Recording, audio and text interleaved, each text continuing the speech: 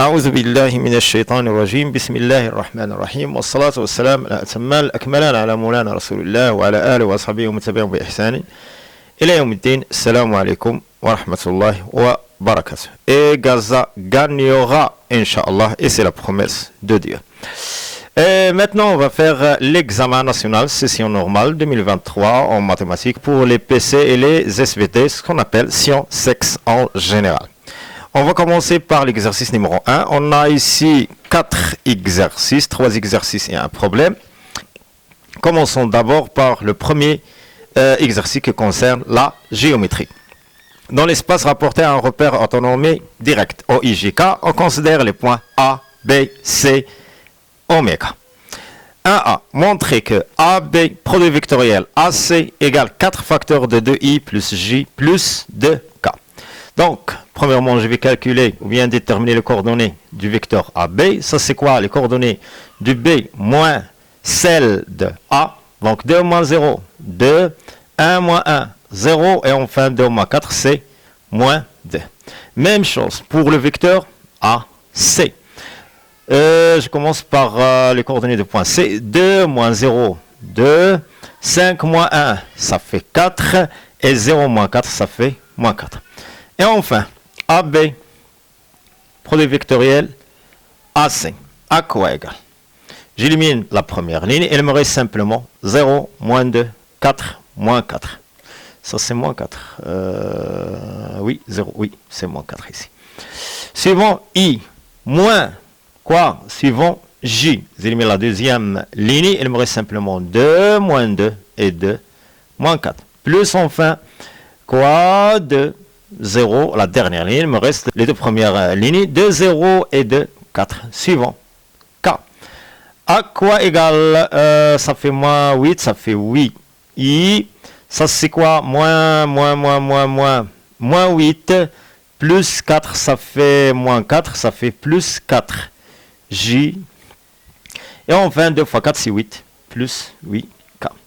Dans ce cas, je dois avoir, je peux factoriser ici par 4. Il me reste quoi? 2i plus j plus 2k.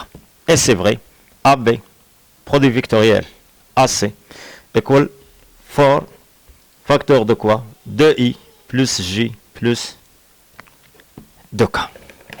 La deuxième question. B.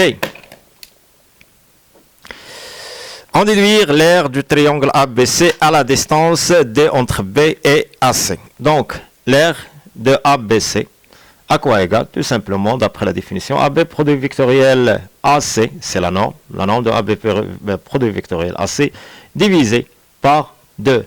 C'est quoi? C'est la norme de 4 fois tout. Alors, la norme, quoi? 4, c'est un nombre positif, comme la valeur absolue, c'est 4, fois la norme du vecteur 2i plus j plus 2k, le tout divisé par 2. À quoi égale 4 demi, c'est 2, fois la racine. C'est quoi la norme? C'est 2 au carré, plus 1 au carré, plus 2 au carré, ça fait 9. 2 fois 3, ça c'est 9, la racine de 9 c'est 3, 2 fois 3 c'est 6. Et enfin, l'aire de ABC, à quoi égale ABC, à quoi égale 6. Maintenant, il nous reste la distance. La distance entre quoi? B et AC. Dans la question B. À quoi égale la distance entre B et AC?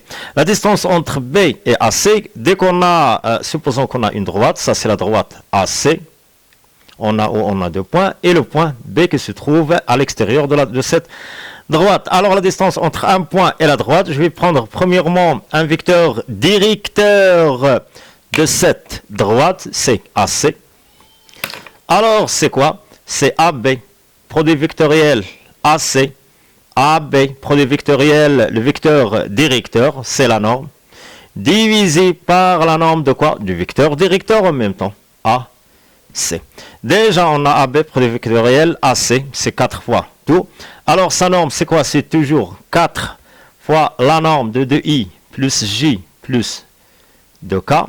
Le tout divisé la norme de AC. J'ai déjà le vecteur ou bien les coordonnées du vecteur AC. C'est la racine de 2 au carré plus 4 au carré plus moins 4 au carré. À quoi égale 4 fois la norme de 2 au carré plus 1 au carré plus 2 au carré sur la racine 2 au carré plus 4 au carré plus moins 4 au carré.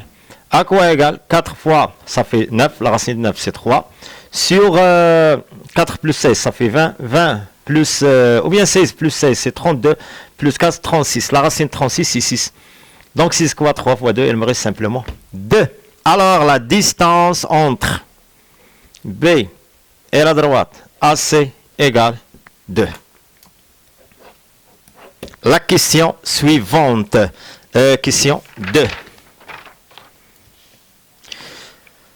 Pour la question 2, soit D le milieu du segment AC. A. Vérifiez que D oméga égale 1 quart AB, produit vectoriel AC. Ici, nous utilisons quoi? Le point D. Et déjà D, le milieu de AC. Alors, les coordonnées de D sont quoi? Les coordonnées de A plus les coordonnées de C, le tout divisé par 2. L'abscisse plus l'abscisse sur 2, l'ordonnée plus l'ordonnée sur 2, et la cote plus la cote divisé par 2. Donc, c'est quoi? Je préfère écrire les coordonnées verticalement, et c'est mieux, et c'est très simple pour faire le calcul. Alors, D, c'est quoi le milieu de quoi AC? Je vais prendre les deux points A et C. 2 plus 0, 2 demi. 1 plus 5, ça fait 6 demi. 4 plus 0, ça fait 4 demi. Alors, dans ce cas, D de coordonnées 1, 3, 2. Les coordonnées de D sont 1, 3 et 2. Alors, dans ce cas, je vais calculer premièrement D oméga. D oméga. Comme vecteur, les coordonnées. Donc, les coordonnées sont quoi? Déjà, on a les coordonnées de oméga. Et on a en même temps les coordonnées précédentes. C'est quoi? Les coordonnées de D. Donc, D oméga. Je vais commencer par les coordonnées de oméga. 3 moins 1. 2. Oui. 4 moins 3, ça fait 1. Et 4 moins 2, ça fait 2. Alors, D oméga à quoi égale 2i plus 1 fois j plus 2 fois k. On a 1 quart fois AB, produit vectoriel AC. Déjà, on a calculé le produit vectoriel. À quoi égale AB produit vectoriel? À quoi égale 1 quart fois. Ça fait AB produit vectoriel AC, c'est 4 fois 2i plus j plus 2k. Qui me donne directement 2i plus j plus 2k. Les deux vecteurs sont égaux. Et enfin, le vecteur d oméga égale le vecteur 1 quart AB, produit vectoriel AC.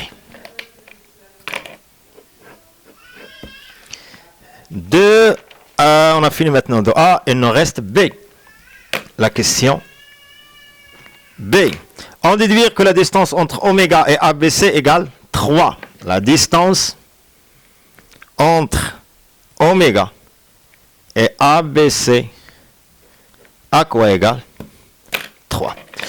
Alors, supposons qu'on a un plan. Ça, c'est le plan ABC. Et oméga n'appartenant pas au plan oméga, ABC. Nous devons calculer ici la distance entre ce point oméga et ce plan. Supposons que ça, c'est la distance D. Et ça, c'est le point d'intersection de la verticale passant par oméga et passant par ABC. Et en même temps, oméga et ce point M, ou bien H, ou bien n'importe quel point, c'est quoi? C'est un vecteur normal pour ABC. Déjà, on a AB produit vectoriel AC. Alors déjà, on a un vecteur normal. AB produit vectoriel AC représente un vecteur normal N. Ça y est. Alors, on a, premièrement, pour calculer entre oméga, et déjà on a oméga et D, car on a oméga D égale 1 quart AB produit vectoriel AC.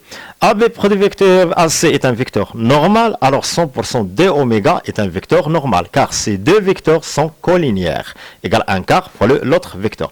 Alors D oméga en même temps est perpendiculaire ou bien normal ce vecteur par rapport à ABC. Alors, ce sera D ici, ou bien ici, ou bien ici. Ça veut dire que D appartient à quoi? À cette droite perpendiculaire à ABC. En même temps, déjà, on a D le milieu de AC. Supposons ça, c'est A et C.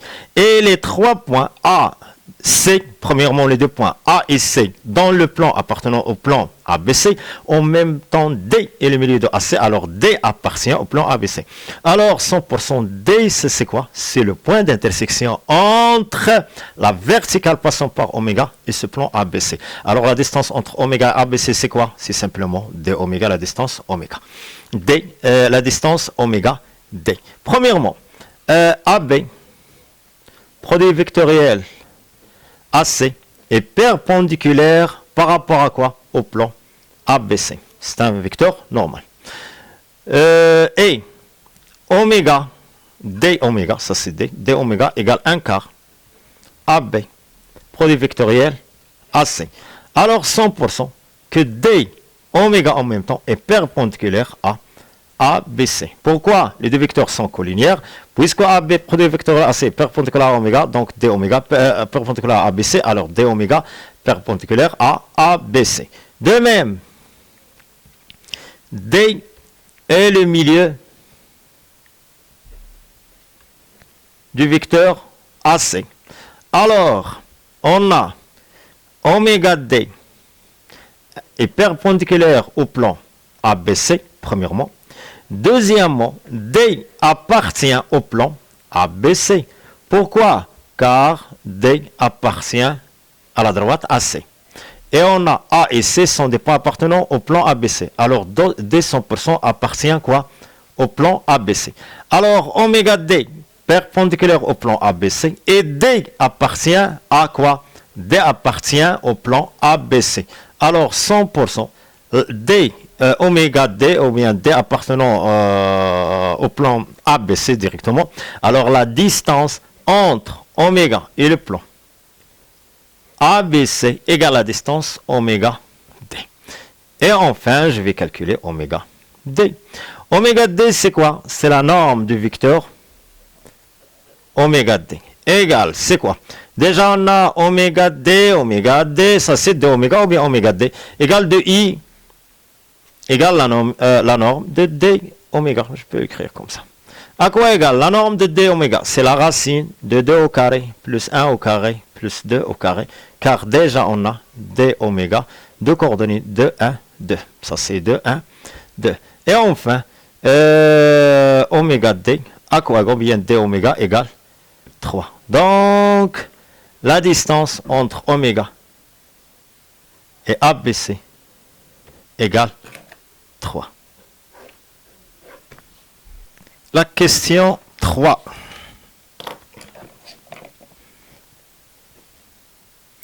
Soit la sphère d'équation x carré plus y carré plus z au carré moins 6x moins 8y moins 8z plus 32 égale 0. Question A.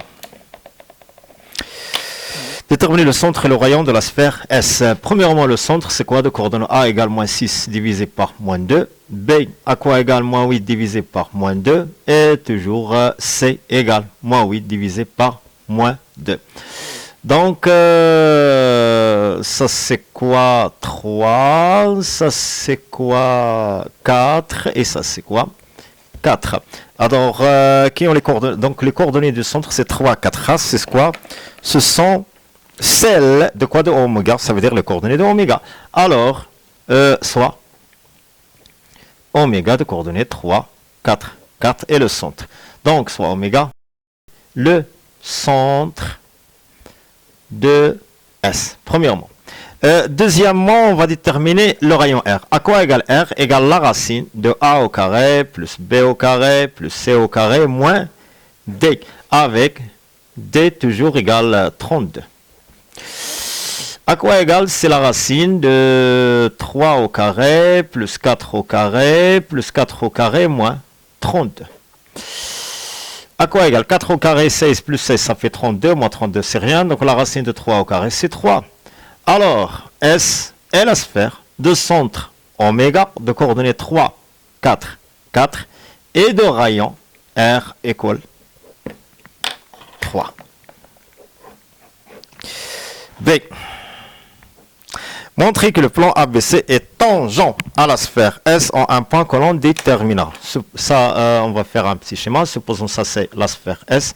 De centre oméga de coordonnées 3, 4, 4 et de rayon à quoi égale 3 est tangent au plan, supposons que c'est le plan ici, A, B, C en un point que l'on déterminera. Supposons que ce point d'intersection c'est le point H.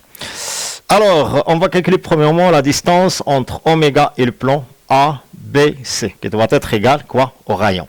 Déjà, d'après la question de B, la distance égale 3. À quoi égale? Égale le rayon. Égale le rayon. Et ça, c'est d'après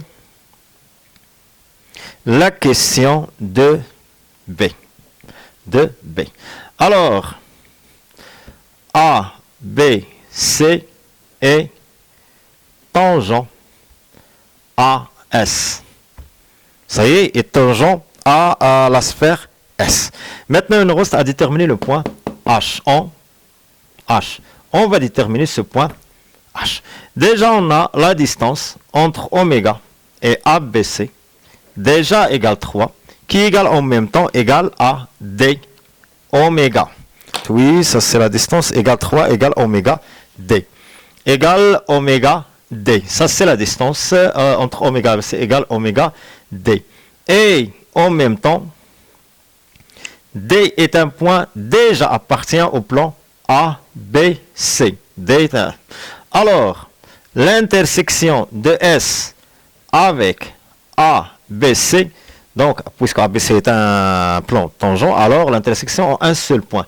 Quel point? C'est le H qui est quoi? Le point D. Et le point D, si c'est le seul point appartenant à ABC, en même temps appartient quoi? À la sphère E. D appartient à S car oméga D égale 3. Donc D c'est H. Donc au seul point D. Question 4. Soit Q1 et Q2. Les deux plans parallèles à ABC, tels que chacun d'eux coupe S suivant un cercle de rayon racine 5. Déterminer une équation cartésienne pour chacun des deux plans Q1 et Q2. On va faire toujours un petit schéma. Supposons que ça c'est la sphère.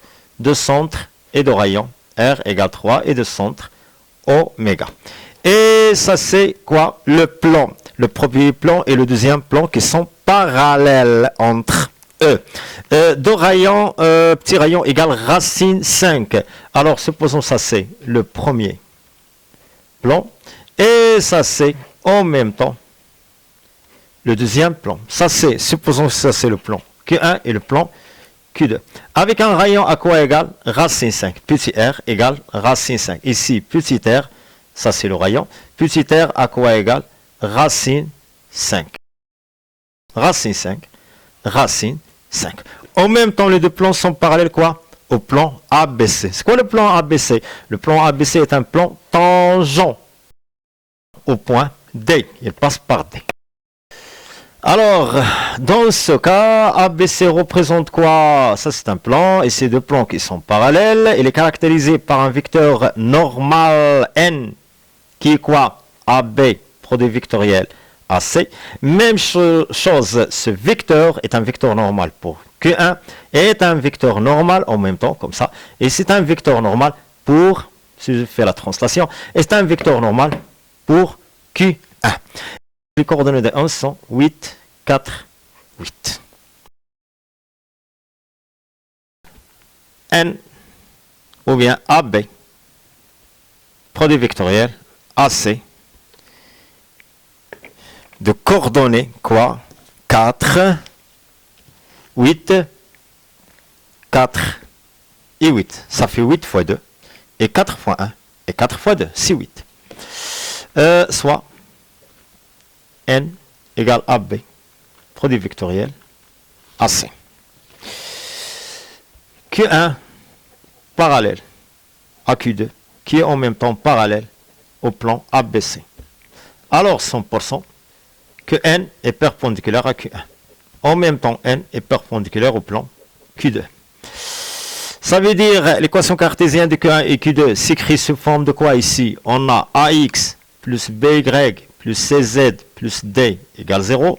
Ici, A'X plus B'Y plus C'Z plus D' égale 0. Puisque ce vecteur a des coordonnées comme 8, 4, 8 est perpendiculaire à ces deux plans, alors A égale 8, B égale 4 et C égale 8. Donc, 8x plus 4y plus 8z plus D égale 0. Même chose, 8x plus 4y plus 8z plus D' égale 0. Alors, on a une petite différence au niveau de quoi? Des valeurs de D et D' pour déterminer les équations cartésiennes de Q1 et Q2. On a R au carré, d'après Pythagore, R au carré égale D au carré plus R au carré. Ça, c'est quoi? La sphère. Et supposons qu'on a un plan qui passe ici. Ça, c'est le petit rayon. Et ça, c'est la distance. Et ça, c'est quoi? Le grand rayon R de la sphère S. Alors, d'après Pythagore, R au carré à quoi égale? D au carré plus petit r au carré. Alors, je cherche maintenant quoi? D, où on a la variable D. D ou bien D'. D au carré égale R au carré moins R au carré. Ça veut dire que D à quoi égale la racine de R au carré moins R au carré. Ça veut dire que D à quoi égale la racine de 3 au carré. C'est quoi R? Petit r égale la racine de 5. C'est la racine de 5. Moins la racine de 5 au carré. À quoi égale la racine de 9 moins 5, ça fait 4, ça fait 2. Et enfin, D égale 2. Calculons maintenant D. La distance entre oméga et Q, en général, à quoi égale? C'est la valeur absolue de l'équation cartésienne en remplaçant x, y, z par quoi ici? Par les coordonnées de oméga. Les coordonnées de oméga sont quoi? Déjà, on a ces coordonnées ici, c'est 3, 4, 4. Donc, c'est 8 fois 3, plus 4 fois 4, plus 8 fois 4, plus D en général, soit D ou bien D'. Le tout divisé par quoi? Par la racine du vecteur normal. Quel est le vecteur normal? Ça, c'est le vecteur normal qui est en même temps n. 8 au carré plus 4 au carré plus 8 au carré. À quoi égale la racine de 144? 24 plus 16 plus 32 plus D, la valeur absolue de D. À quoi égale? Ça c'est 10, 12, et je retiens 1, 2, 3, 4, 5, 6, 7. 7 plus D, ça c'est la valeur absolue. Sur la racine 144, c'est 12. Et la distance à quoi égale? 2. Ça veut dire que la valeur absolue de 72 plus D égale 2, ça fait 24. Et enfin, 72 plus D à quoi égale? 24. Ou bien 72 plus D égale moins 24. Ça, c'est la valeur absolue. Et enfin, Q1, je peux prendre Q1 à quoi égale? 8x plus 4y plus 8z plus D, je peux prendre moins 48 égale 0. Et 2 points ici. Et Q2, son équation cartésienne, 8x plus 4y plus 8z moins 96 égale 0. Je peux faire une petite simplification ici. Tout est divisé par, par 4. Ça fait 2x plus y plus 2z moins 1, 2, moins 12 égale 0. Ici, 2x plus y plus 2z moins 2, 4 à quoi égale 0. Exercice numéro 2. Dans le plan complexe, rapporter un repère autonomé direct OUV, on considère les points A, B, C, D d'affixes respectifs A, B, C et on a D. Première question, écrire le nombre complexe A sous forme trigonométrique. Donc pour A, déjà on a A égale la racine de 2 plus I la racine de 2. Alors si les deux parties sont égales, les deux parties, la partie réelle et la partie imaginaire, toujours on a Picard. Ou bien au voisinage de Picard. Ça veut dire Picard moins Picard, pi moins Picard qui est 3 Picard, ou bien pi plus Picard qui est 5 Picard. Alors je vais calculer premièrement son module, qui est la racine de quoi? Racine 2 au carré, plus la racine 2 au carré, égale la racine de quoi? 2 plus 2, ça fait 4, ça fait 2. Et enfin, a à quoi égal? Je factorise par 2, il me reste la racine de demi, plus i, la racine de demi. À quoi égal 2 facteur cos pi quart, plus i sin p quart. Donc, a à quoi égal? Égal 2 cos, ça c'est la forme trigonométrique, je peux l'écrire comme ça, 2 pi quart. La question de A. Vérifiez que B moins D égale C. B moins D. Calculons maintenant B moins D. B moins D. À quoi égale B moins D? C'est 1 plus la racine de 2 plus I moins 2I. Ça fait 1 plus la racine de 2 moins I. Et le C. À quoi égale C? Égale le conjugué de B, qui est quoi? Le conjugué de 1 plus la racine de 2 plus I, qui est quoi? 1 plus la racine de 2 moins I. Ah, voilà, les deux expressions sont égales. Alors 100%, B moins D égale C. La question suivante, B. Montrer que la racine de 2 plus 1 fois B moins A égale B moins D et déduire que les points A, B, C sont alignés. Je peux calculer directement la fraction B moins D sur B moins A avec B moins A différent de 0. B moins D, c'est vrai pour avoir racine 2 plus 1. B moins D, déjà on a donc la racine 2 plus 1, facteur de B moins A, à quoi égale B moins D. Mais j'ai déjà l'expression de B moins D. B moins D, premièrement. B moins D, à quoi égale C. Déjà on a égale C. Calculons maintenant B moins A. B moins A à quoi égale? Ça fait 1 plus la racine de 2 plus I moins A moins la racine de 2 moins I, la racine de 2. Et le égal, je vais simplifier par racine 2 moins racine 2, il me reste 1 plus I facteur de 1 moins la racine de 2. Ça c'est B moins A. Je vais multiplier B moins A par la racine de 2 plus 1. Alors, racine de 2 plus 1 facteur de B moins A égale la racine de 2 plus 1 facteur de quoi? 1 plus I fois 1 moins la racine de 2. À quoi égale la racine de 2 plus 1 fois A, c'est la racine de 2 plus 1 plus I. C'est quoi ici? 1 moins la racine de 2 fois 1 moins plus la racine de 2. Donc 1 moins la racine de 2 fois 1 plus 2, c'est la troisième identité remarquable. C'est 1 au carré moins la racine 2 au carré. À quoi égale racine 2 plus 1? 1 moins 2, c'est donc moins I. Oui, donc, et C, à quoi égale C? Je peux écrire ici C. C'est quoi? C'est B bar qui est quoi? 1 plus la racine de 2 moins I. Et c'est vrai, les deux expressions sont égales, sont les mêmes. Alors, dans ce cas, la racine 2 plus 1 facteur de B moins A, ici, qui me donne cette expression, égale celle-ci, B moins D, qui me donne la même expression, A plus la racine de 2 moins I.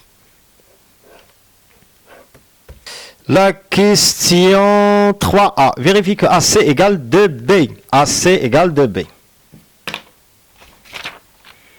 3a. AC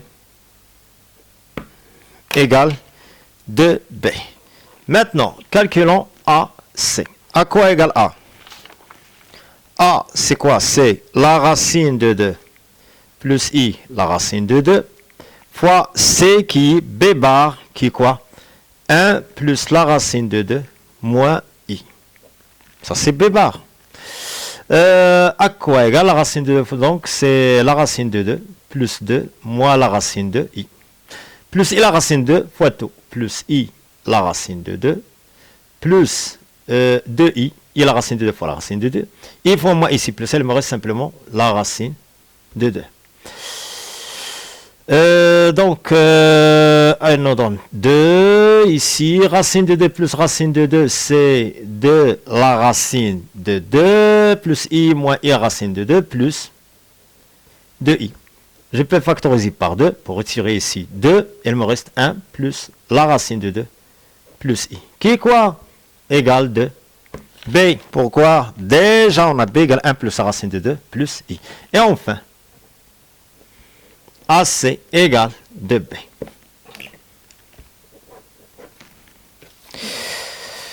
AC égale de B. Question suivante. B. On déduire que de l'argument de B, congruence P car. Déjà, on a AC égale de B. Alors, je vais introduire ici quoi? La congruence. Donc, oui, l'argument. Je vais introduire ici l'argument. Donc, l'argument de AC congrue, ou bien congruence, l'argument de 2B mod de pi. Oui. Alors, je cherche maintenant quoi? L'argument de B. Oui, c'est simplement l'argument de B. Alors, l'argument, c'est quoi l'argument de A fois C? C'est l'argument de A plus l'argument de C, congruence, l'argument de 2 plus l'argument de B mod de pi, congru l'argument de B mod de pi. Pourquoi? Car déjà l'argument de 2 égale 0, c'est un nombre réel pur positif. Donc c'est pour ça son argument c'est 0. Il me reste simplement l'argument de B. L'argument de B modulo de pi. Toujours modulo s'écrit à la fin. Et enfin, donc, c'est quoi l'argument de C? Donc, l'argument de A plus l'argument. C'est quoi C ici? C'est B bar congruence, l'argument de B mod de pi. Alors, l'argument de A moins l'argument de B. Pourquoi?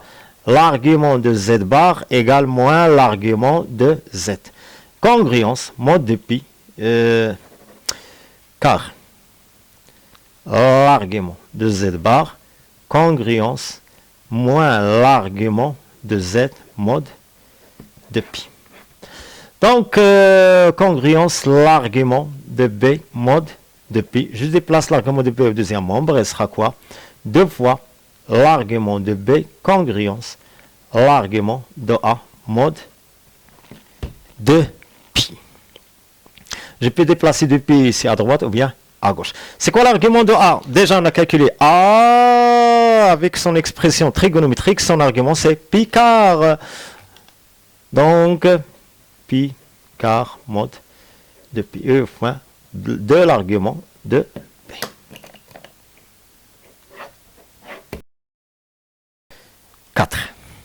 Soit R la rotation de centre O et d'angle P car. Ça, c'est la rotation R majuscule de centre O d'affixe 0 et d'angle pi car. Et qui transforme chaque point M du plan d'affixe Z en un point M' d'affixe Z'. Question A. Montrer que Z' égale 1/2 à Z.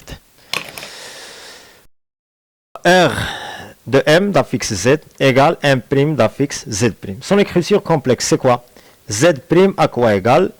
L'expo I θ, qui est quoi? P car, fois Z moins Z de O, plus Z de O. Alors, Z' à quoi égale? L'expo I P car, l'expo I P car, fois Z. Avec Z de O, la fixe de O, c'est toujours 0.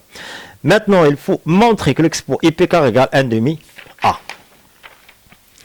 A à quoi égale? Égale, oui, c'est 2 pi car. Déjà, avec un argument, un module égale 2 et un argument égale P car. En notation complexe, c'est 2 l'expo I pi car. Donc, l'expo I P car à quoi égale? 1/2 A. Et enfin, je peux écrire que Z' à quoi égale l'expo I P car? Z avec l'expo I P car à quoi égale? 1/2 A fois Z. Ça, c'est l'écriture complexe de cette transformation ou bien rotation. B. On déduit que RC égale B et que R de A égale D. Ce sont simplement des applications numériques ici. Donc, soit avec ENT, les deux, R de C égale C' et R de A égale A'. Avec d'affixe C', A', et ici d'affixe A et C.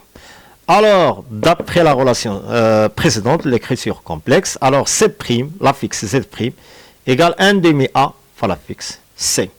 En même temps, A prime, la fixe ici A prime, minuscule, et A prime égale 1 demi A fois A, qui est A au carré. Ça y est, A fois A, qui est A au carré. Déjà, on a montré que AC égale 2B. Oui, AC, voilà, AC égale 2B. Équivaut. Que C' égale 1 demi. AC à quoi égale? Fois 2B. Car AC égale 2B, d'après la question, 3A. C'est pas 3 divisé par A, la question 3A, oui. Voilà. Et ici, on a A' égale 1 demi A au carré. 1 demi A au carré. C'est quoi A au carré? Je peux l'écrire en notation complexe. Déjà, on a ici A égale 2, l'expo I picard. Donc, c'est 1 demi A au carré. Ça fait 2, l'expo I picard au carré. Donc, C' à quoi égale B? Ça veut dire que le point C', c'est le point majuscule, c'est le point grand B. Alors, l'image de C, c'est B. Donc, ça veut dire que C' égale le point B. Oui. On a montré maintenant la première égalité. Il nous reste la deuxième. Et on a A' à quoi égale 1 demi fois 4, le carré. Ici, l'expo I picard fois 2, c'est pi demi. Donc, C', je peux écrire ici C' également au niveau des affixes. Et A' à quoi égale 2. Et l'expo I demi, c'est I. Car l'expo I pi demi égale I. Et enfin, donc, à quoi égale le point C'? C'est le point B. Et à quoi égale le point A' égale 2I. L'affixe de quoi? De I égale petit d. Donc, c'est le point D. Ça veut dire que R de C, à quoi égale C'? Et c'est quoi C'? C'est B. Et R de A, c'est quoi? C'est A'. Et A', c'est D. La dernière question, c'est montrer que B moins A sur C moins A égale la racine de 2 moins 1 sur 2A, puis déduire on mesure l'angle AC à B. Calculons maintenant B moins A sur C moins A. À quoi égale? Ça c'est 1 plus la racine de 2 plus I moins la racine de 2 moins I la racine de 2 moins A. Sur C, c'est quoi C? C'est B bar qui est 1 plus la racine de 2 moins I, c'est son conjugué, moins A, moins la racine de 2 moins I, la racine de 2. À quoi égale? Je vais simplifier ici par racine 2, ici par racine 2 et moins racine 2. Et il me reste ici 1 plus I facteur 1 moins la racine de 2. Sur quoi? Ici, 1 moins I. Oui, je peux écrire moins I facteur de 1 plus la racine de 2. Donc, je vais multiplier par son conjugué. Elle me donne simplement 1 au carré plus 1 plus la racine de 2 au carré. Ici. Ici en haut, c'est 1 plus I, 1 moins la racine de 2, facteur de 1 plus I facteur fois 1 plus la racine de 2. À quoi égale? Ça c'est 1 plus, au carré c'est 1, plus 2 racine de 2. Racine 2 au carré c'est 2. Ici 1 fois tout c'est 1, plus I facteur 1 plus la racine de 2, plus I fois 1 plus I fois 1 moins la racine de 2. Ici I fois I c'est moins, donc c'est moins quoi? 1 moins racine de 2 fois 1 plus la racine de 2, c'est 1 au carré moins racine 2 au carré qui est 2. B moins A, alors B moins A sur C moins A à quoi égale? Ici on a 1 moins 2, ça fait moins 1 avec le moins c'est 1, donc plus 1 c'est 2. Plus I, facteur de quoi ici? 1 plus racine 2 plus 1 moins racine 2, ça fait 2. Sur C moins A qui est 4 plus 2 racine 2. Je peux factoriser ici par 2, il me reste 1 plus I, 2 facteur de 1 plus I plus 2 facteur de 2 plus la racine de 2 égale 1 plus I sur 2 plus la racine de 2. Je dois maintenant retirer quoi? A qui est racine 2 plus I racine 2. Donc je dois multiplier, factoriser 1 plus I par la racine de 2. Égale la racine de 2 fois 1 plus I sur la racine de 2 fois tout. La racine de 2 fois tout, ça fait 2 racine 2 plus 2. Donc c'est A sur 2 facteurs racine 2 plus 1. Je dois factoriser ici par quoi? Racine 2 moins 1. En même temps en haut par racine 2 moins 1. Donc à quoi égale racine 2 moins 1 fois A sur 2. C'est quoi racine 2 plus 1 fois racine 2 moins 1? C'est racine 2 au carré moins 1 au carré qui est quoi? 2 moins 1 c'est 1. Donc et enfin, donc c'est la racine 2 moins 1 demi le tout fois A. Et enfin, il nous reste simplement la déduction. On peut dire que la mesure de l'angle AC AB. Déduction. Déjà, on a B moins A sur C moins A. À quoi égale la racine de minus 1 divided by 2 factor A. Alors, dans ce cas, l'argument de B moins A sur C moins A, congruence, l'argument de racine de moins 1 demi fois A mod de pi. Congruence quoi? L'argument de A mod de pi. Pourquoi?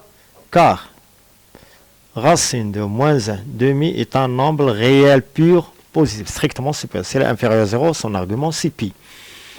Donc, congruence c'est quoi? Pi car mod de pi. Donc, ça c'est l'argument de B moins A sur C moins A. Géométriquement, c'est quoi l'argument? Je commence par de bas en haut. C'est l'angle AC, AB comme ça, dans ce sens. AC, AB, AC, AB. Et maintenant l'exercice numéro 3, exercice de la probabilité. Une urne U1 contient 6 boules portant les nombres 0, 0, 1, 1, 1, 2. Et une urne U2 contient 5 boules portant les nombres 1, 1, 1, 2, 2. On suppose que les boules des deux urnes sont indiscernables ou touchées. On considère l'expérience aléatoire suivante. On tire une boule de l'urne U1 et on note le nombre A qu'elle porte, puis on la met dans l'urne U2. Ensuite, on tire une boule de l'urne U2 et on note le nombre B qu'elle porte. On considère les événements suivants. A, la boule tirée de l'urne U1 porte le nombre 1. B, le produit AB égale à 2. 1A. Donc, on a l'événement A et l'événement B. 1A. Calculer P de A, la probabilité de l'événement A. P de A, à quoi égale? Déjà, on a ici deux possibilités. Premièrement, A, la boule tirée, on a deux urnes. Ça y est, on a deux urnes qui portent le numéro 0 et 3 boules qui portent le numéro 1 et une seule boule qui porte le numéro 2. Ça, c'est l'urne U1. Pour la deuxième urne U2, on a 3 boules qui portent le numéro 1 et 2 boules qui portent le numéro 2.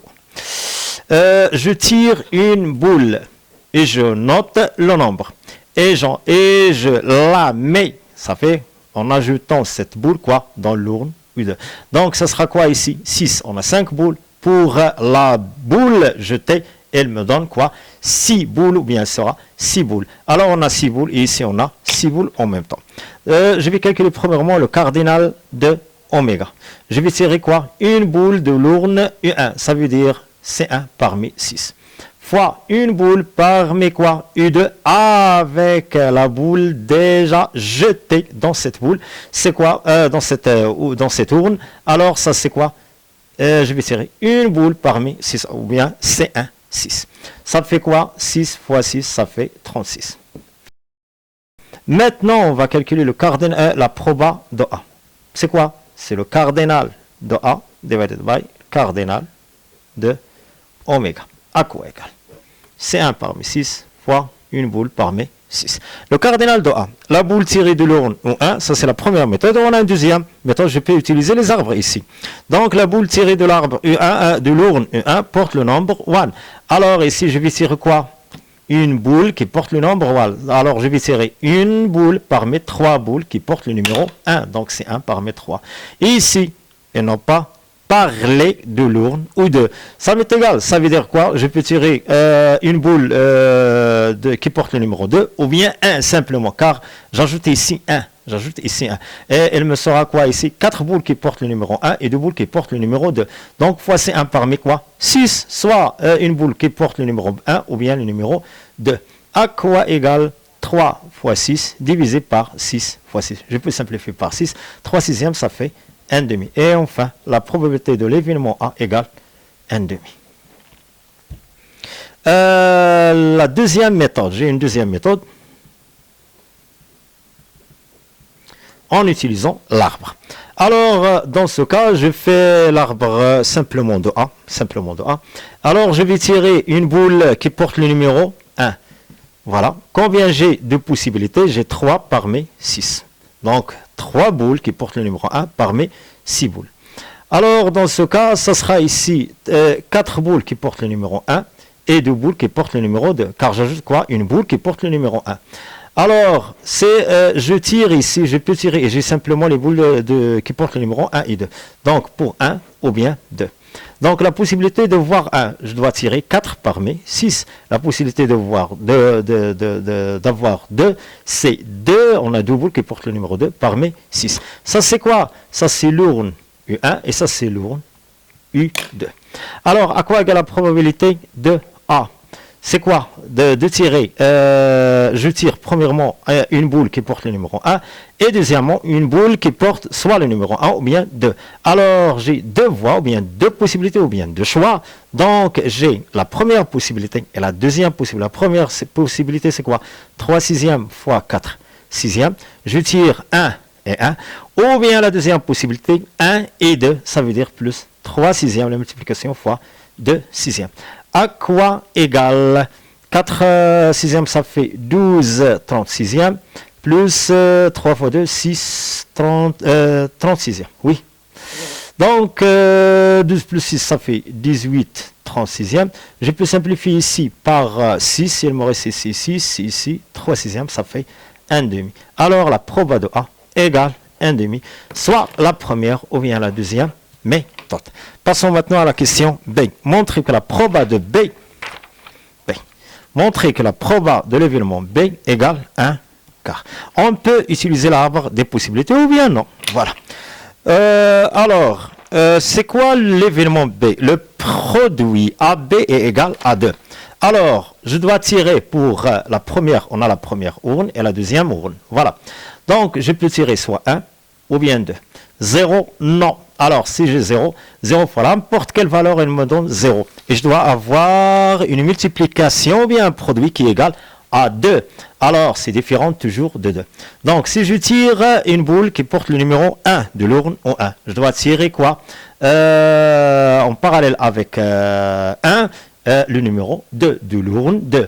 Et si je tire 2 de l'urne au 1, en parallèle, je dois tirer en U2 le numéro 1. Pourquoi? Pour avoir une multiplication 1 fois 2 égale 2 et 2 fois 1 égale 2. AB égale tout. Alors, dans ce cas, je dois avoir quoi? La possibilité fois, je vais avoir l'arbre comme ça ici. Donc, on a 1. En même temps, on a 2. On a pour 1, on a 3 sixièmes. Quoi ici? On a 4 sixièmes pour 1. Et ici, 2 sixièmes pour 2. Je peux éliminer la première possibilité ici pour 1, car pour 1, je dois avoir 2.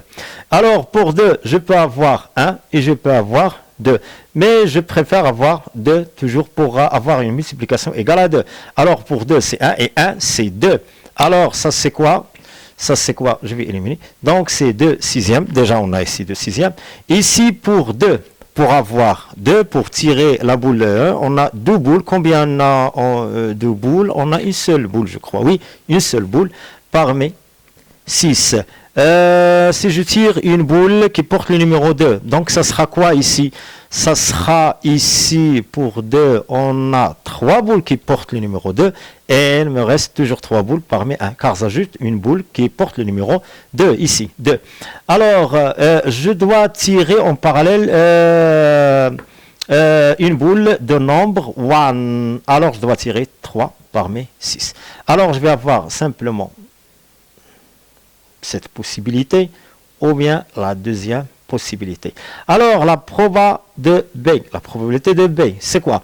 Donc, 3 sixièmes fois 2 sixièmes, je prends cette voie, plus la deuxième voie pour avoir 2 fois 1, ça fait 2. Et 1 fois 2, ça fait 2. Ici, 1 fois 1, ça fait 1 qui exclut. Ici, 2 fois 2, ça fait 4 qui exclut. Alors, pour la deuxième voie, c'est quoi? C'est 1 sixième fois 3 sixièmes. À quoi égale? Donc, je peux factoriser ici par 3 sixièmes ou bien 3 sixièmes, c'est 1 demi. 1 demi fois ici quoi? 1 tiers. Plus ici 1 sixième fois 1 demi. Oui. À quoi égale? Je peux factoriser par 1 demi. 1 tiers plus 1 sixième. Ici 1 tiers, je peux multiplier ici par 2 pour avoir 6. Ici 2. 2 sixièmes. Voilà. Donc, c'est 2 sixièmes plus 1 sixième. À quoi égale 1 demi fois 3 sixièmes. Qui me donne 1 demi fois quoi? 1 demi, c'est 1 quart. Et enfin, la probabilité de B égale 1 quart. Une deuxième probabilité, ou bien une deuxième méthode sans arbre, sans calculer l'arbre. C'est une méthode très très simple. Pour calculer, deuxième méthode. Alors, je dois tirer quoi? 1 en parallèle 2, d'après l'urne U1 et l'urne U2. Ou bien je dois tirer 2 en parallèle avec quoi? Une boule qui porte le numéro 1 dans la deuxième urne pour avoir 2 et 2 à la fin comme multiplication A fois B. Voilà. Alors, si je tire une seule boule qui porte le numéro 1 ici, 1, alors je vais tirer quoi? Donc, la proba de B à quoi égale? Le cardinal de B sur le cardinal de oméga. À quoi égale le cardinal de oméga? C'est 1 parmi 6 fois c'est 1 par 6, on a déjà calculé ça. La proba de B, je vais tirer une boule parmi 1, ça fait quoi? 1 parmi 3, donc c'est 3 boules qui portent le numéro 1, je vais tirer une seule boule. Fois, en parallèle, je vais tirer une boule qui porte le numéro 2. Donc, si je tire une boule qui porte le numéro 1, donc ce sera quoi? 4 boules qui portent le numéro 1, mais je dois tirer une boule de numéro 2. Donc le nombre de boules qui portent le numéro 2 ne change pas. Alors, je vais tirer une parmi 2. Même chose, si je tire une boule qui porte le numéro 2, ça fait une boule parmi une ici. Alors, j'ajoute ici le boule, ce sera 3 boules qui portent le numéro 2 et 3 boules qui portent le numéro 1. Alors, le numéro 1 ne change jamais. Alors, dans ce cas, je dois tirer une boule qui porte le numéro 1. Donc, je dois tirer une boule parmi combien de boules? 3 ici. Ça fait quoi? 3 fois 2, ça fait 6. Plus 1 fois 3, ça fait 3. Sur 6 fois 6, c'est 36. Ça fait 9 36e. Ça fait 1 quart. Et enfin, la proba de B dans les deux cas égale 1 quart. Et pour moi, la deuxième méthode, c'est la méthode la plus simple. Passons maintenant à la question 2. Question 2. Calculer la proba de A, sachant que B est réalisé. Probabilité de l'événement, sachant que l'événement B est réalisé. C'est une probabilité conditionnelle. La proba de A, sachant que B est réalisé. D'après la définition de cours, on a la proba de A, sachant que B est réalisé, égale la proba de A inter B sur la proba de B. C'est quoi la proba de A inter B? C'est l'intersection entre les deux, les deux événements. Donc, la boule tirée de l'urne U1 porte quel nombre? Le numéro 1. Et la multiplication, le produit AB égale à 2. Alors, 100%, la boule tirée de l'urne 2 porte le numéro 2. Pour avoir 1 fois 2 égale 1 fois 2 égale 2. Alors, l'événement A inter B, c'est quoi? C'est de tirer 1 après 2. Alors, de tirer 1 et après 2, ça c'est quoi? 1 et après 2. Alors, c'est quoi sa probabilité? Probabilité de A inter B égale 3 sixièmes fois 2 sixièmes. Donc, la proba de A inter B égale 3 sixièmes. Voilà, c'est ici. égale 3 sixièmes fois 2 sixièmes. Je peux écrire ici 1, 2, 3 sixièmes, 2 sixièmes. Et la proba de B, déjà calculée, à quoi égale? Égale 1 quart. Alors, dans ce cas, la proba de A, sachant que B est réalisée, égale 3 sixièmes fois 2 sixièmes sur 1 quart. À quoi égale, ça fait 6, 3 fois 2, 6, divisé par 6, c'est rien. Donc 1 sixième sur 1 quart, ça fait 4 sixièmes, ça fait 2 tiers. Et enfin, le proba de A, condition de A, sachant que B réalisé égale 2 tiers. Question 3. Soit X la variable aléatoire qui est associée à chaque résultat de l'expérience, le produit AB. 3. A. Montrer que la probabilité de X égale 0 égale 1 tiers. Soit je dois représenter l'arbre ou bien non. Je vais travailler son arbre. Je vais tirer ici simplement 0. Je n'ai pas de 0 ici au deuxième urne. Donc je vais tirer une boule qui porte de l'urne 1 porte 0. Et pour la deuxième urne, je peux tirer n'importe quelle boule parmi 6. Soit 0, que j'obtiens d'après l'urne 1, que je la mets dans l'urne U2, ou bien 1, ou bien 2. Combien j'ai de 0 ici? J'ai 1 parmi 2 boules qui portent le numéro 0. Et je dois tirer ici combien? 1 parmi 6. La probabilité de X égale 0, c'est le cardinal. Ça c'est quoi? Supposons que ça c'est l'événement H ou bien l'événement C ou bien D. Donc c'est le cardinal de oméga. Donc je vais tirer C1 parmi 2 fois C1 parmi 6 sur le cardinal de oméga qui est C1 6 fois C1 parmi 6 égale 2 fois 6 sur 6 fois 6. 2 divisé par 2 sixièmes, ça fait 1 tiers. Et enfin, la proba de X égale 0 égale 1 tiers. On a fini maintenant question A, question B. Donnez la loi de probabilité de X. Remarquez que les valeurs prises par X sont 0, 1, 2, 4. Et c'est vrai. Donc, on a 0. Si j'ai 0 ici, la multiplication, c'est 0. Je peux avoir la multiplication quoi ici? 1. 1 fois 2, c'est 2. 2 fois 1, c'est 2. Et 2 fois 2, c'est 4. Donc, 0, 1, 2 et 4. Et c'est vrai. 0, 1, 2 et 4. Donc, la loi de probabilité, je dois dresser le tableau de cette loi. 0, 1, 2 et 4. Voilà. 4, 2, 1, 0. Et la loi, ici, on a pour X. Donc, le proba de X égale XI. La proba pour 0, c'est quoi? La probabilité pour 0, on a déjà 1 tiers. Pour X égale 1, donc la probabilité pour X avoir la valeur 1. Pour 1, j'ai cette possibilité, 3 sixièmes fois 4 sixièmes, donc simplement ce choix ou bien cette possibilité. Donc c'est 3 sixièmes fois 4 sixièmes. Ça fait 12 fois 6 fois 6. 2 sur 6, ça fait 2. 2 sixièmes, alors la proba de X égale 1, ça fait 1 tiers. Même chose. Alors c'est 1 tiers. Maintenant, la proba de X égale 2. Pour la proba de X égale 2, ça veut dire, je parle toujours de produit AB ici. Donc, même chose que le produit AB égale 2. C'est la probabilité de l'événement B. À quoi égale déjà égale 1 quart. Donc, c'est 1 quart. Et enfin, la somme des probabilités à quoi égale 1. Je peux calculer cette probabilité. Ça fait 1 moins 1 quart, moins 1 tiers, moins 1 tiers. Ou bien, je peux calculer directement le 4. Proba de X égale, je vais faire la comparaison. La proba de X égale 4, je vais voir simplement cette voie. Donc c'est 1 sixième fois quoi? 3 sixièmes. Ça fait 3 sur 6, ça fait 1 sixième fois 1 demi, 1 douzième. Et c'est vrai.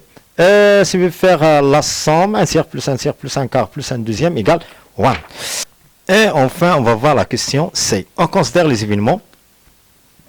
On considère les événements. M, le produit AB est pair non nul. Et N, le produit AB est égal à 1. Montrer que les événements M et N sont équiprobables. Ça veut dire que les deux probabilités M et N sont égales. Comme équimolaires, les deux moles ou bien les deux quantités de matière sont égales. Alors, je vais calculer premièrement la proba de M. C'est quoi la proba de M?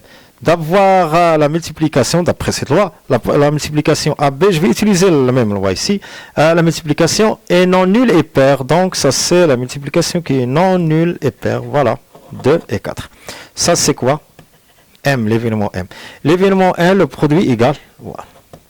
Alors la proba de M, c'est quoi? C'est la proba de X égale 2, ou bien ça veut dire plus la proba de X égale 4. Ça fait 1 quart plus 1 deuxième. Donc la proba de l'événement M à quoi égale? Fois 3, ça fait 3. Plus 1 deuxième, ça fait 4 deuxièmes. Ça fait 1 tiers. Alors la proba de M égale 1 tiers. Nous devons calculer maintenant la proba de N. La proba de N égale 1 égale la proba de X égale 1 égale 1 tiers.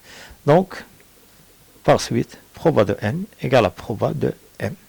Alors, M et N, ça veut dire les deux événements sont équiprobables.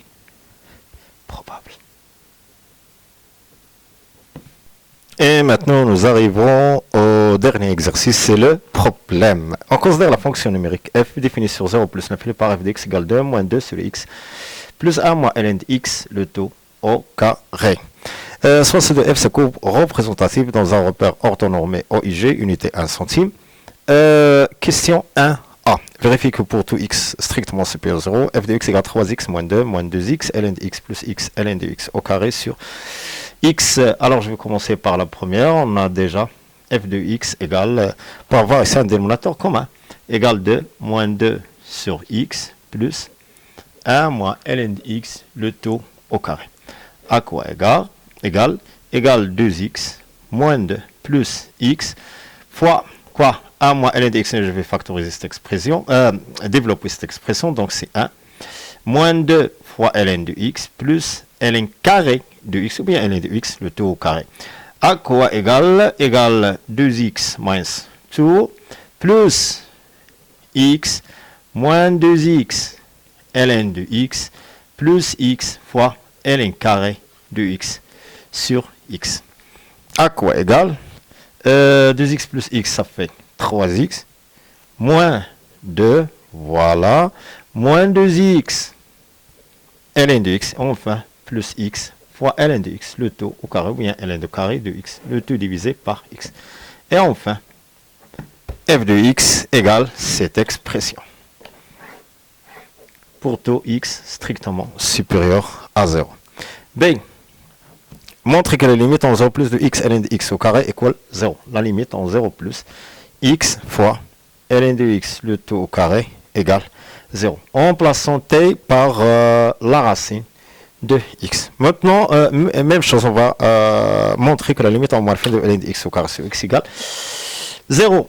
Premièrement, si je remplace x par 0, donc c'est moins l'infini, au carré c'est plus l'infini fois 0, c'est une forme indéterminée, c'est pour ça que je vais utiliser un petit changement de variable. T égale la racine de x. J'ai pas x, la racine de x, j'ai ici x, alors t au carré égale x. Comment x tend vers 0 plus équivaut que t, lorsque x tend vers 0 plus, la racine de 0 plus, c'est 0 plus, alors t tend vers, même chose, 0 plus. Je pose cette limite égale a, donc a à quoi égale la limite, ici, quand x tend vers 0 plus, ici, on t tend vers 0 plus en même temps. C'est quoi x? C'est t au carré, fois ln de quoi? De t au carré, le tout au carré, égale la limite en 0 plus. De quoi? Ici au carré, a au carré fois b au carré, c'est a fois b, le tout au carré, donc t fois ln t au carré, le tout au carré. À quoi égale la limite en 0 plus de t fois, c'est quoi ln de t au carré? C'est 2 ln de t, avec t positif, sinon je dois écrire 2 ln de la valeur absolue de t. Le tout, quoi? Au carré. À quoi égale 0? Pourquoi? Car la limite en 0 plus de t ln t égale 0. C'est pour ça, alors dans ce cas, la limite en 0 plus de x fois ln de x au carré égale 0. Même chose, la limite en moins l'infini. La limite en moins l'infini de ln de x sur x au carré égale 0. La limite en moins, c'est pas en moins l'infini, c'est en plus l'infini, pardon. La limite en plus l'infini de ln de x sur x. Ln de x au carré sur x. À quoi égale? Déjà, je vais remplacer x par, donc toujours on a x égale t au carré, comme ici. X tend vers maintenant plus l'infini. Équivaut que t tend vers quoi? Lorsque x tend vers plus l'infini, t tend vers plus la racine de plus l'infini, c'est plus l'infini, tend vers plus l'infini. Alors, dans ce cas, égal. La limite, quand t tend vers plus l'infini, même chose. ln de t au carré, le t au carré, divided by t au carré.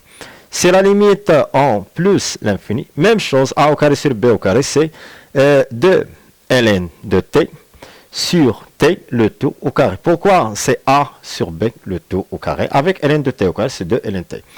Ln t sur t en plus l'infini égale 0, donc c'est 0, car la limite en plus l'infini de ln t divided by t égale 0. Et enfin, alors, la limite en plus l'infini de ln de x au carré divisé par x à quoi égale 0. Question C. Déduire que la limite en 0 plus de la fonction f de x égale moins l'infini, puis donner une interprétation géométrique. Donc, la limite en 0 plus de f de x. Je vais choisir la deuxième fonction, car la première, si on utilise la première, on arrive en quoi? À une forme indéterminée. Ici, on a moins l'infini, avec le moins plus l'infini au carré, c'est plus l'infini. Ici, 2 sur 0 plus, c'est plus l'infini, avec le moins, c'est moins l'infini plus l'infini. Forme indéterminée. Alors, je dois utiliser la deuxième pour utiliser en même temps la limite qu'on a utilisée, trouvée en B, c'est la limite en 0 plus égale 0 de x ln de x au carré. Égale la limite en 0 plus, quoi? De 3x moins 2, moins 2x ln de x plus x fois ln de x, le tout ln de x au carré sur x. Premièrement, ça c'est quoi? La limite tend vers 0. D'après cette question, la limite en 0 plus de x fois ln de x au carré égale 0. X ln de x en 0 plus, c'est 0. C'est une limite usuelle. 3x moins 2, x égale 0. Il me reste ici, simplement, il me reste moins 2. Donc c'est moins 2 sur 0 plus. Moins 2 sur 0 plus, c'est moins l'infini. À quoi égale? C'est la limite en 0 plus de quoi? 1 sur x facteur de 3x moins 2x ln de x plus x fois ln de x au carré égale quoi? Moins l'infini. Pourquoi? Entre parenthèses, car la limite en 0 plus de 1 sur x, 1 sur 0 plus, c'est plus l'infini, et la limite en 0 plus de x ln de x ou bien 2x ln de x égale 0, et la limite en 0 plus de x fois ln de x au carré égale 0 déjà. Et enfin, la limite en 0 plus de 3x moins 2, moins 2x du numérateur, plus x fois ln de x au carré égale. Ça c'est 0, 0, 0. Il me reste simplement moins 2. Donc, ça c'est moins 2. Ça c'est moins 2 fois quoi? Moins 2, ce facteur égal à moins 2, et ça c'est égal plus l'infini, donc on a 1 sur x égale plus l'infini en 0 plus. Donc plus l'infini fois moins 2, c'est moins l'infini. Par suite, la limite en 0 plus de f de x égale moins l'infini. Interprétation graphique ou bien géométrique. La courbe de f, comment la courbe? C'est de f, oui, c'est de f, admet une quoi? Asymptote verticale d'équation x égale 0 à droite de 0 ou bien en 0 plus. Question D. Calculer la limite en plus l'infini de f de x, puis montrer que la courbe C de f admet une branche parabolique de direction l'axe des abscisses au voisinage de plus l'infini. Ça veut dire la limite en plus l'infini nous donne plus l'infini ou bien l'infini, ça veut dire l'infini en général. Et f de x et x nous donne 0. Calculez maintenant la limite en plus l'infini de f de x égale la limite en plus l'infini. Je vais choisir maintenant la première. 2 moins 2 plus simple, plus 1 moins ln de x, le tout au carré. Donc 2 sur plus l'infini, ça fait 0. 1 moins ln de x, en plus c'est moins l'infini au carré, c'est plus l'infini. Donc c'est plus l'infini. Pourquoi? Car la limite en plus l'infini de 2 sur x égale 0 et la limite en plus l'infini de 1 moins ln de x au carré de ln de x égale, premièrement, plus l'infini. Et enfin, la limite en plus l'infini de 1 moins ln de x, ça veut dire plus l'infini avec le moins, c'est moins l'infini au carré, c'est plus l'infini. Donc, plus l'infini, 0 et 2, c'est plus l'infini. Donc, la limite en plus l'infini de f de x égale plus l'infini. Maintenant, je vais étudier les branches infinies. Pour étudier les branches infinies, je vais calculer maintenant la limite en plus l'infini de f de x sur x. Alors, pour arriver à cette limite, limite plus l'infini de ln de x carré divided by x, alors je dois utiliser la deuxième fonction, c'est la limite en plus l'infini de quoi? De 3x moins 2 moins 2x ln de x plus x ln de x au carré sur x, le tout divisé par x. Donc, ça veut dire fois 1 sur x. À quoi égale? C'est la limite en plus l'infini. Au dénominateur, j'ai quoi ici? X carré. Donc, je vais faire une petite décomposition. C'est 3x moins 2 sur x carré pour avoir une fonction fraction rationnelle. 3x moins 2 c'est 1. Moins 2x ln de x sur x carré. Je vais simplifier par x. Moins 2 ln de x divided by x. Plus, même chose, x sur x carré. Ça fait x au dénominateur. Avec ln de x en haut au carré. Égale 0. Pourquoi?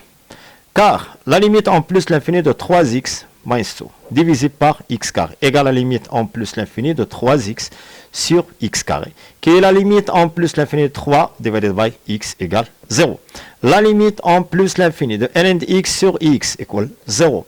Et enfin, la limite en plus l'infini ln de x carré sur x égale 0 d'après la question précédente. B.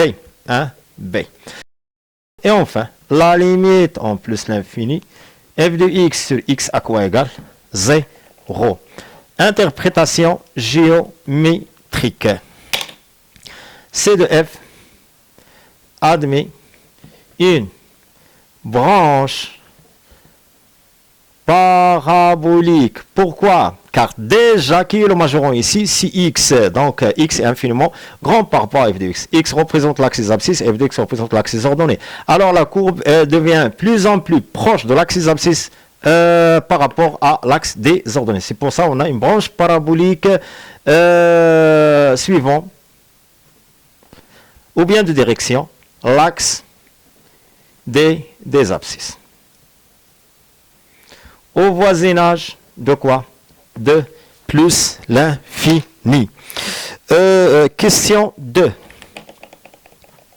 Montrer que quel que soit x strictement supérieur à 0, f' de x égale 2 facteur 1 moins x plus x ln de x sur x carré. Alors, comme ici on a en sciences x, pour calculer la dérivée, simplement on a quel que soit x supérieur à 0, on va prendre le domaine de définition de la dérivée quel que soit x strictement supérieur à 0. Sinon, si on travaille avec les sciences maths, alors je dois déterminer le domaine de définition de quoi? De la dérivée premièrement, après je vais calculer la dérivée. Donc, quel que soit x strictement supérieur à 0, f' de x. Je vais prendre la première fonction, c'est 2 moins 2 sur x plus 1 moins ln de x au carré, le tout prime. Alors, dans ce cas, f' de x égale. La dérivée de 2, c'est 0, c'est une valeur constante, c'est une valeur, ou bien une fonction constante, moins 2. 1 sur x, c'est moins 1 sur x carré, c'est une dérivée usuelle. 1 sur x prime égale moins 1 sur x carré, avec moins plus 2 sur x carré. Plus quoi? La dérivée d'une f à la puissance n'. C'est quoi? N fois f' fois f à la puissance n en soustrayant 1 de l'exposant. Donc, je descends ici. 2 fois 1 moins ln de x fois la dérivée de 1 moins ln de x, c'est moins 1 xième moins 1 sur x. À quoi égale? Je dois avoir ici quoi? X carré. Alors, ça c'est x carré. Je garde ici 2 et je dois multiplier ici par 2 en gardant le moins. Ça c'est le moins. Moins. Je vais multiplier ici par x, en même temps en haut par x. Donc, moins 2x, facteur de 1 moins ln de x. Je peux factoriser le tout par 2 égale 2 facteurs. Il me reste ici 1 moins par décomposition, moins x fois 1 fois plus x, ln de x, le tout divisé par x carré. Mais c'est vrai. Donc, d'où f' de x à quoi égale 2 facteur 1 moins x plus x ln de x, le tout divisé par x carré. Question 3. En exploitant le tableau de variation ci-dessous de la fonction dérivée f' de f sur 0 plus l'infini, on donne bêta égale 4,9. A. Prouver que f est strictement croissant sur 0 plus l'infini, puis dresser le tableau de variation de f. Alors, quel que soit, ça c'est 3. Bon, pardon. C'est 3. D'après le tableau de variation de f' sur 0 plus l'infini, quel que soit x supérieur ou égal à strictement supérieur à 0, on a éliminé, exclu ici le 0, comment la fonction f' de x supérieur ou égal à 0. Donc la valeur minimale c'est 0. Ici il tend vers 0, il n'est pas égal à 0, en plus l'infini il tend vers 0. Par contre ici, f' de 1 égale 0. Donc f'. Et j'ajoute f' de 1 à quoi égale 0. Alors la fonction f' est positive et s'annule en un seul point. Alors elle est strictement croissante. Si la fonction s'annule en un seul point, ou bien plusieurs points qui sont distincts, supposons qu'on a f' s'annule en 1, en 3, en 5, en n'importe quel point, mais ces points sont distincts. Alors 100% la fonction strictement croissante ou strictement décroissante si le signe est plus ou bien moins. Alors dans ce cas, f est strictement croissante. Sur quoi? Sur l'intervalle 0 plus l'infini. Puis dresser le tableau de variation. Je vais dresser maintenant le tableau de variation x0 plus l'infini. On a ici f' de x. Et enfin, on a f de x. Il s'annule simplement en 1. Ici, il n'est pas dérivable en 0. Il n'est pas continu en 0. Il s'annule simplement en 1. Donc, en 0 et b, donc strictement positif, ou bien positif. Donc, c'est plus, et s'annule simplement ce point. Et fonction est continue en 1. Alors, il a une seule monotonie. En 0 plus, à la limite, en 0 plus, c'est moins l'infini. En plus l'infini, c'est plus l'infini. Je peux déterminer ici l'image de 1 de f. Donc l'image de 1 par la fonction f. Si je remplace ici un ln de 1, c'est 0. Il me reste simplement 1. C'est 1, oui. Et c'est 1. Donc c'est 0, 0. 3 moins 2, c'est 1 sur 1. Oui, c'est 1. Et l'image, c'est 1. Et admet en même temps quoi ici? Une tangente horizontale car sa dérivée est nulle. Question suivante. B. Donnez le tableau de signe de dérivée seconde f seconde de la fonction f. Par le biais de quoi? De f', nous pouvons déterminer le tableau de signe de f'. Dans ce cas, je dois dresser en même temps le tableau de variation de f'. Alors, x de 0 à plus l'infini, je dois écrire ici 0, 1, bêta, et je dois écrire en bas f'. Ça, c'est le tableau de variation de f' pour déterminer les variations. Les variations, c'est quoi? Elles n'est pas continues. Donc, plus l'infini, ici, on a 0, f' de bêta, ça c'est bêta, et ici, tend vers 0. Oui, alors, ça c'est quoi? La dérivée seconde, f seconde de x. Pour f seconde de x, puisqu'il n'est pas dérivable ici, il n'est pas dérivable, il n'est pas continu en 0. f', je parle de f', il n'est pas continu en 0, alors il n'est pas dérivable en 0. Décroissante, ça veut dire réciproquement, il est négatif. S'il est négatif, 100%, il est décroissante. Croissante, positif. Décroissante, négatif. Alors, comment est f seconde lorsqu'il change le signe ou bien il change la monotonie? F seconde est nul. F seconde de bêta est nul en même temps. Ça, c'est le tableau de signe. Donc, le tableau de signe, vous pouvez prendre simplement la ligne supérieure ici. Donc, moins, plus, moins. Et la fonction f seconde n'est pas continue en 0. Passons maintenant à la question C. déduire la concavité de la courbe C de F en précisant les abscisses et ses deux points d'inflexion. Je vais dresser de nouveau un autre tableau, mais ce tableau s'appelle le tableau de concavité. Donc c'est 0, 1, bêta, and plus l'infini. F seconde de x ici non défini, ici moins 0, plus 0 et moins. Donc, ici, concavité. Donc, il est concave, convexe, concave. Voilà. Avec un point, deux points d'inflexion. Ce sont deux points ici, deux points d'inflexion. Ce premier point, c'est le I1. Je vais le prendre I1. De coordonnées 1 et 1. Car l'image de 1, c'est 1 par la fonction f. Ici, on a I2 de coordonnées bêta et f de bêta. Oui, f de bêta. Les deux points d'inflexion sont quoi? Les deux points d'inflexion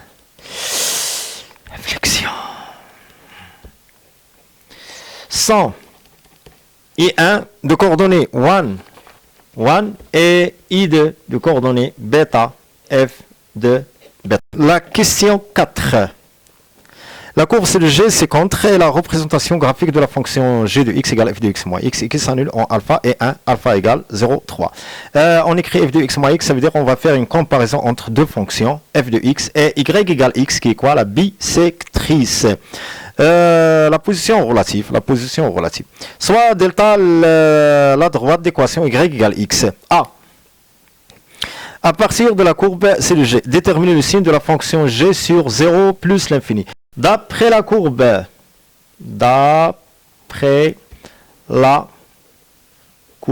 de C de G, quel que soit x appartient à 0, alpha, union, infirmé, plus là, j'introduis ici alpha et 1, où la fonction s'annule, alors g de x est inférieur ou égal à 0, car la fonction de 0 à alpha 1 plus l'infini, comment est la fonction? En dessous de l'axe des abscisses. Et quel que soit x appartient à l'intervalle alpha 1, g de x est supérieur ou égal à 0 et s'annule en alpha 1. Je peux écrire g de alpha, égale g de 1 égale 0. On a fini maintenant la question A. Question B. Déduire que la droite delta est en dessous de C de F sur l'intervalle alpha 1 et au-dessus de C de F sur l'intervalle 0, alpha et 1 plus l'infini. C'est simplement une simple déduction. Donc, pour tout, commençons d'abord par pour tout x dans 0, alpha. Je vais commencer par 0 alpha, union 1 plus l'infini, 0 alpha, oui, déjà fermé, 1, semi-fermé ici. Donc on a, point virgule, g de x inférieur ou égal à 0. Et que c'est quoi g de x? C'est la fonction f de x moins x. Donc f de x moins x est inférieur ou à 0. Je cherche quoi? À étudier la position relative de delta. Je travaille toujours avec delta. Alors x se déplace, f de x inférieur ou égal à x, qui est en même temps x supérieur de droite à gauche. F de x est supérieur ou égal à f de x. Et ça c'est quel que soit x appartient à cet intervalle. Et quel que soit x appartient à l'intervalle alpha 1, on a point virgule g de x supérieur ou égal à 0. Ça veut dire f de x moins x supérieur ou égal à 0. Et enfin, x, je travaille de quoi? Je fais l'étude de droite à gauche et x inférieur ou égal à f de x. Alors, oui, donc, delta est en dessous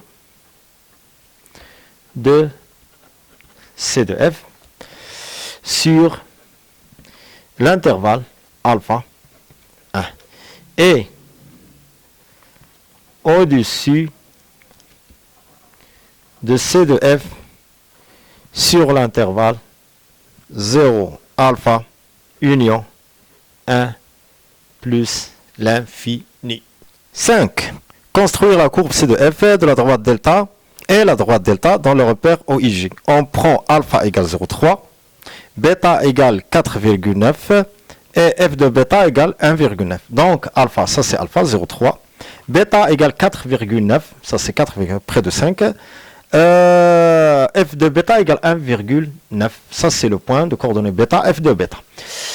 Je vais représenter premièrement quoi? La bisectrice. Ça c'est la bisectrice qui passe par une fonction linéaire, passe par l'origine et par 1. Ici comme ça. Ça c'est le point 1. Comme ça. Ça c'est la bisectrice y égale x. Comment est la fonction premièrement? Ou bien je vais déterminer quoi? Quelques points, quelques caractéristiques. Les caractéristiques, je vais travailler maintenant sur le tableau de variation de f. Premièrement, en 1, elle admet une tangente horizontale. L'image de 1, c'est 1, oui. Admet une asymptote verticale. Ça, c'est l'asymptote verticale d'équation x égale 0. Ça veut dire l'axe des ordonnées. Voilà. En même temps, en plus, là, il admet une branche parabolique suivant l'axe des abscisses. En même temps, on a déjà les points d'afflexion, oui. Déjà, on a les points d'afflexion, c'est 1, 1, oui, ce point est un point d'afflexion. L'autre point d'afflexion, c'est ce point bêta, f de bêta. F de bêta. Bêta, f de bêta. C'est ce point. Bêta, f de bêta. C'est 4f de 4 ici, c'est la bisectrice. Donc, premièrement, la fonction comme ça, je peux représenter la courbe dans le tableau de variation. Donc, comme ça, et passe ici par cette tangente comme ça. Ça, c'est le premier point d'afflexion et 1. En même temps, on admet une branche parabolique avec un autre point d'afflexion comme ça et comme ça en bêta, son image f de bêta. Même chose, la position relative. Comment est delta? Au-dessus, en dessous de C de F sur alpha 1. Sur alpha 1, donc l'image de alpha, ça c'est alpha, oui. On a le point d'intersection F de alpha égale alpha, F de 1 égale 1. Donc, il est en dessous, ça veut dire la courbe comme ça. Il passe comme ça. Et pour l'autre intervalle, ailleurs, ça veut dire 0, alpha et 1 plus l'infini. Comment est delta au-dessus? Ou bien c'est de f, oui, au-dessus, ou bien c'est de f en dessous. Alors la fonction est comme ça. Devient plus en plus proche de l'axe des ordonnées en bas lorsque x tend vers 0 plus. Ici, on a le point A1, on a le premier point d'afflexion et 1, et il passe par ici, toujours la fonction est croissante, et avoir quoi? Un autre point d'afflexion qui est I2 de coordonnées bêta, f de bêta. Ça c'est bêta et f de bêta. Donc, admet une branche parabolique suivant l'axe des abscisses, pardon, comme ça. Ça c'est la courbe de la fonction. 6a. Vérifier que la fonction x définie par 2x moins x ln de x est une primitive de la fonction 1 moins ln de x sur alpha 1. Les deux fonctions sont définies sur 0 plus l'infini ouvert. Autrement, il est défini sur alpha 1. Donc, je vais, quel que soit, x appartient à l'intervalle alpha 1. Je vais calculer maintenant 2x moins x ln de x prime. À quoi égale 2x prime, ça fait 2, moins x prime, ça fait 1, fois ln de x, moins, ça fait x prime fois ln de x, plus ln de x prime fois x, avec le moins. Moins x fois ln de x prime, c'est 1 sur x. Donc, à quoi égale 2 moins ln de x moins 1. J'élimine ici le x, ça fait 1 moins ln de x. Et c'est vrai, 2x moins x ln de x prime à quoi égale 1 moins ln de x. Ça c'est pour tout x appartient à alpha 1. En utilisant une intégration par partie, question B. En utilisant une intégration par partie, montrer que l'intégrale de alpha 1 de 1 moins ln de x au carré dérivé de x à quoi égale 5 facteurs de 1 moins alpha plus alpha facteur de 4 moins ln de alpha fois ln de alpha. L'intégrale de alpha jusqu'à 1 de 1 moins ln de x au carré, la dérivée du x. C'est quoi? C'est l'intégrale de alpha à 1 de quoi? De x prime, juste x prime. 1 moins ln de x carré, dérivée de x. À quoi égale entre deux crochets? J'élimine la dérivée, c'est x facteur de 1 moins ln de x au carré, j'ai ici le carré, oui, alpha 1, moins l'intégrale de alpha 1 de x fois la dérivée de 2. C'est quoi? Donc, de 1 moins ln de x au carré, c'est 2 fois 1 moins ln de x fois moins, ici j'ai le moins, ln de x prime, c'est 1 sur x. Je peux simplifier par x, dérivée de x. Je peux éliminer, c'est le moins. À quoi égale? Égale x facteur de 1 moins ln de x au carré, alpha jusqu'à 1 plus 2 fois l'intégrale de alpha 1 de quoi? 1 moins ln de x dérivée de x. Voilà. Donc, la primitive de 1 moins ln de x. Déjà, on a 1 moins ln de x, ça. 1 moins ln, c'est 2x moins x ln de x. Donc, la primitive de 1 moins ln de x, c'est 2x moins x ln de x. À quoi égale? X facteur de 1 moins ln de x, le taux au carré, plus 2. La primitive de 1 moins ln de x, c'est quoi? C'est 2x moins x ln de x, le taux de alpha à 1. Je vais remplacer maintenant x par 1 et alpha. Donc, l'intégrale de alpha 1, de quoi? De 1 moins ln de x au carré, dérivée de x, à quoi égale? Je remplace ici 1, c'est 1. 1 moins ln de 1, c'est 0, il me reste simplement 1. Ici, je remplace 1, c'est 0. 2 fois 1, c'est 2 fois 2 plus 4. Voilà. Moins, j'ouvre la parenthèse, je remplace ici alpha. Alpha fois 1 moins ln de alpha. Alpha, facteur de 1 moins ln de alpha au carré, plus 2, facteur de 2 alpha moins alpha, ln de alpha, ln de alpha. Voilà, comme ça. À quoi égale? 1 plus 4, ça fait 5, moins alpha fois 1 moins 2 ln de alpha plus ln carré de alpha. Plus 4 alpha moins 2 alpha ln de alpha. À quoi égale? 5 moins alpha, j'élimine ici les parenthèses, moins 2 ln de alpha fois moins alpha, ça fait plus 2 alpha ln de alpha, moins, pardon, ça c'est quoi? Alpha fois 1 moins 1, ça c'est quand même plus 4 alpha. Ici on a la parenthèse. Moins alpha ln carré de alpha. Avec le moins ici, moins 4 alpha plus 2 alpha ln de alpha. À quoi égale 5 moins 5 alpha, ça fait moins alpha moins 4 alpha, ça fait moins 5 alpha. 2 alpha ln plus 2 alpha, ça fait plus 4 alpha ln de alpha moins alpha ln carré de alpha. À quoi égale 5 facteur 1 moins alpha, comme on a ici, 5 facteur 1 moins alpha. Je factorise ici par alpha ln de alpha plus alpha ln de alpha. J'élimine alpha ln, il me reste ici le premier terme 4. Pour le deuxième 4 alpha ln, il me reste moins ln de alpha. Et c'est vrai. Donc l'intégrale de alpha à 1 de 1 moins ln de x au carré dérivé de x égale cette expression, ou bien cette valeur. Question C. Déduire en fonction de alpha l'aire de la partie de plan délimitée par la courbe C de f, l'axe des abscisses et les droites d'équation x égale alpha et x égale a. Donc l'aire à quoi égale l'intégrale de alpha jusqu'à 1 de la fonction f de x, et l'axe des abscisses, ça veut dire f de x moins y égale 0, f de x moins 1, c'est la valeur absolue, dérivée de x, fois la norme de i, fois la norme de j. Déjà, on a la norme de i égale celle de quoi? De j égale 1 centime. Alors, à quoi égale? C'est l'intégrale. Et en même temps, on a la fonction f de x est supérieure ou égale à 0 pour tout x appartient à l'intervalle alpha 1. 2 moins 2xème plus 1 moins ln de x au carré, dérivée de x fois centime carré. 1 centime fois 1, c'est centime carré. Je vais prendre simplement cette intégrale et je la symbolise par i. Alors, i, à quoi égale l'intégrale de alpha à 1.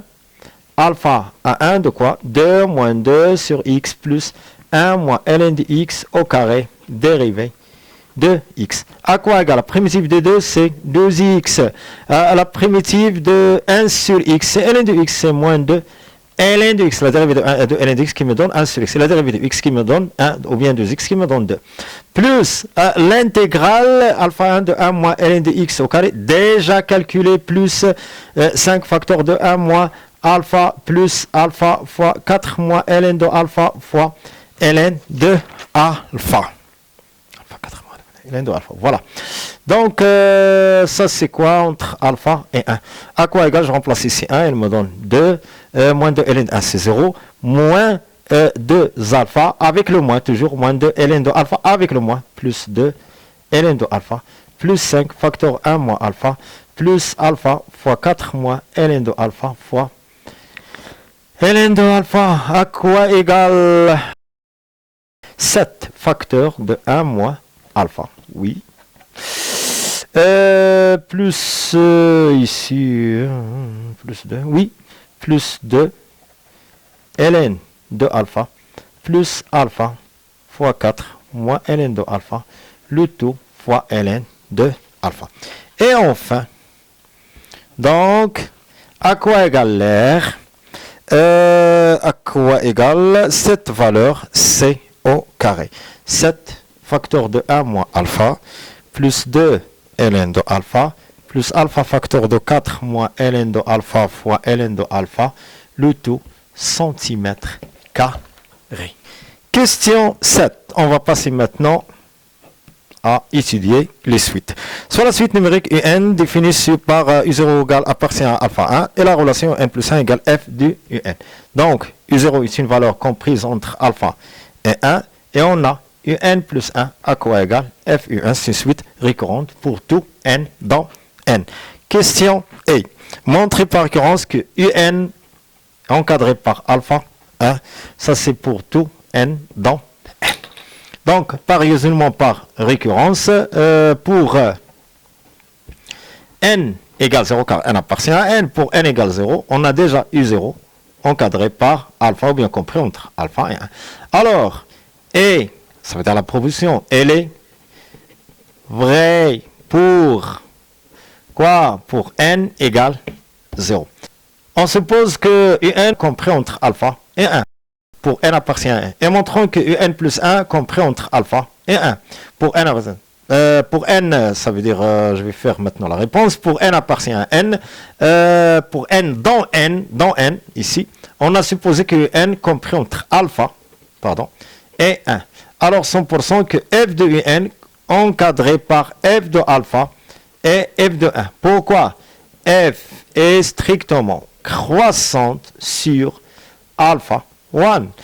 Donc, f de alpha c'est quoi? C'est alpha, on a déjà f de alpha égale alpha, et f de 1 égale, c'est l'intersection avec la bisectrice. Donc, f de un c'est quoi? un plus 1. F de 1 égale 1. Et c'est vrai, on a un plus 1 entre alpha et 1. Alors, quel que soit n dans n, on a un compris entre alpha et 1. Passons maintenant à la question B. Montrer que la suite un est croissante. On peut utiliser la question 4b. D'après la question 4b, on a quoi? Sur l'intervalle alpha 1. Sur l'intervalle alpha 1. Comment est f de x? Est supérieur à x. F de x est supérieur ou égal à x. Ou bien strictement supérieur. Donc, une croissante, on peut utiliser la question sur alpha 1. Je vais utiliser strictement supérieur à x. Pourquoi? J'élimine ici alpha et 1. J'élimine alpha et 1. Alors, la courbe au-dessus de quoi? De la bisectrice, ça fait f de x strictement supérieur à x. Quel que soit x appartient à l'intervalle ouvert alpha 1. Alpha 1. On a en même temps un, comment un? Encadré par alpha et 1. Alors, il vérifie l'inégalité? Oui. Alors, f de un strictement supérieur à un. Ça veut dire, c'est quoi un? Ça veut dire que un plus 1 strictement supérieur à un pour tout n dans n. Et enfin, alors, un est c'est une suite quoi? Croissante ou bien strictement croissante. Croissante simplement. Et croissante, quel que soit n dans n. Il nous reste simplement la dernière question. C. On dit dire que la suite n est convergente et calculer sa limite. Donc, premièrement, un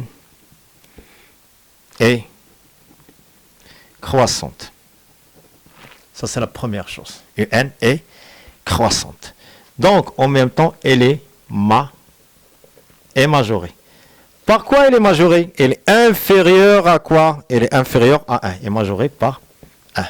Alors, UN est convergente. Ça, c'est la première chose.